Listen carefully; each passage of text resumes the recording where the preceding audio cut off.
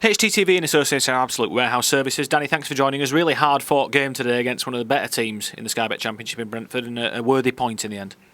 Yeah, I think so. I think it was a well-organised performance. It was never going to be easy. I think Brentford are one of the best teams in this league. Are in really good form, free-flowing style, and always ask a lot of questions against the ball. And I thought we defended collectively. Everybody willing to put the team before themselves, and it was an organised performance against the ball. Probably first half we just weren't able to make the first pass and the second pass.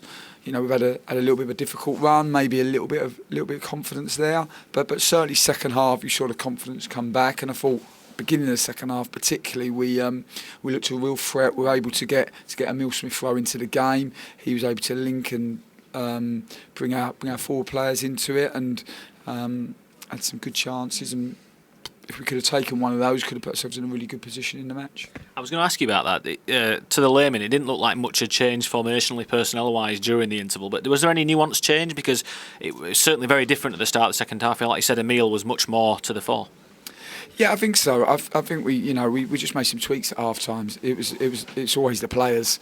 It's easy to make the tweaks. It's them that's got to go and deliver them, and I thought that they did that well, and just were able to get a little bit more compact against the ball, and then that created the opportunities to turn it over, and then we were just able to make our first pass and our second pass, and a little bit more rotation, which allowed us to get Emile Smith-Rowe in, receiving the ball behind their midfield, and when he does that, we saw today what a threat he can be. And I thought we had some good opportunities. He had a good shot himself. He put a lovely cross in that Carlin just couldn't quite finish, and St Carlin has been taking chance after chance, and the forwards always, we know the rules, they have to miss them sometimes to score them, and he'll be disappointed he didn't score, but he'll be pleased with his efforts for the team today. I imagine it was a really big call for you pre-match, what to do at centre-back. Obviously, Jon Stankovic has done really well for you individually over the last few weeks, but Richard Stearman came in today and he's got the sponsors man of the match, and I think everyone in the stadium could see what he offers to you. Yeah, I thought he was flawless in his performance, Richard. Jon's been really unlucky because Jon has done great with Christopher Schindler. Just felt that we needed a little bit more leadership. And Jon is a young player himself. It's the longest run that he's had since he's been at the club. He's starting to be an organiser, but I think the difference and what we're trying to add with Jon is to become a leader. And I think the difference between an organiser and a leader is maybe the leaders are able to get 5% more out of everybody around them. And Richard certainly brings that quality. And I thought he was flawless in his display. And young Harry Toffolo, I thought to come into a game like this, he'd obviously played Tuesday, he'd only literally come in and trained with us yesterday, so for him to come in and play to the level that he did was great, and I thought he defended well against one of the best wingers in the league, and certainly gave us some energy in the attacking part of the pitch. I suppose going back to Richard, as much as he offers you on the pitch, which you could see today, also off it, the likes of Jon can learn so much from him, can't they, in terms of what he's experienced in his career and how to lead on the pitch, as you just said. Well, this is it. This is why you always want to balance in your squad of experienced players with the young players, because then the older players that have played a million games of football and have lived it, they can help the younger ones, and it's good for the older ones to do that. And it's also good for the younger ones to be in and around senior players, and particularly top professionals. For me, your senior players are so important because they lead the culture. And for us now, we've got with Andy King and the other boys that have already got the football club, we've now got a nucleus of senior players, really good professionals that are setting the right example of how to be a professional day in, day out. And that's really important for the young players, because maybe historically they haven't had that, and it's important that the young players, we all learn from one another, and the better people that we can have around us, the more likely we are to getting good habits and good behaviours. You talked about having competition for positions on the pre-match press conference on Friday. I suppose no one's let you down today, and you're going to have some nice decisions to make this week, because Jonathan Hogg's back from suspension. We've got the likes of Alex Pritchard still to come. Like you say, it's got a different feel to it now, hasn't it?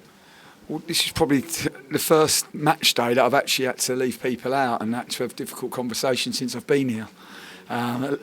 at my previous clubs, I've been used to having to do that and disappoint people every Saturday, and but we haven't been in that place here. But now we are, and that's good because, like we've said, the competition is good. They have to see the competition as their best friends because it drives the standards.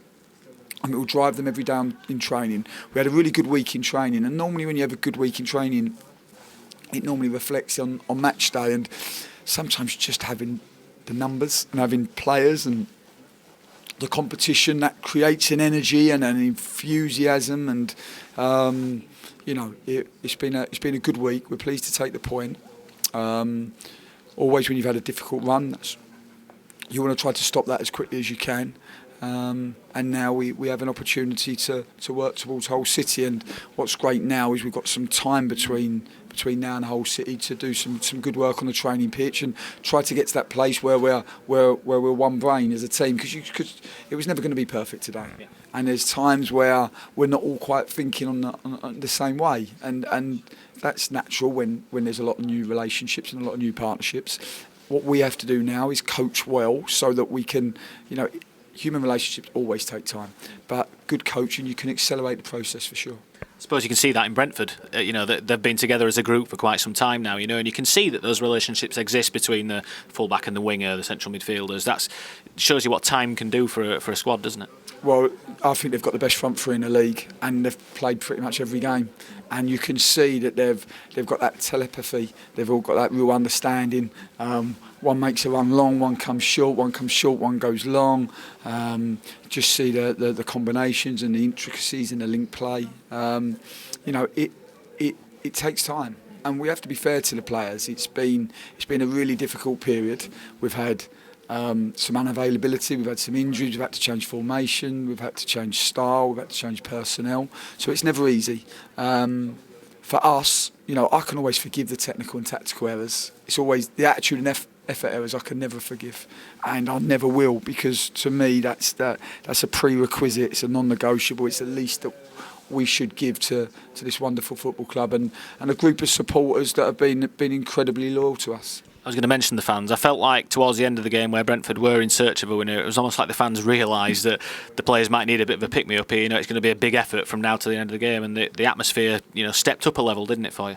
Well, they stayed with us, didn't they? And they would have seen some tired bodies and some tired minds. I think that they felt that, and they knew that they had to play their part to get us over the line, and they did, and that will give us some confidence. Like I said, we'll get more confidence by getting on the training pitch and by working hard, and that will start to build that confidence in one another and those relationships and partnerships. And we just ask the supporters to stay with us, because we know that this journey is going to be tough. We know it's going to be bumpy. There's going to be some ups and there's going to be some downs, but I know that there's enough will between the dressing room and the supporters to get us through this difficult season.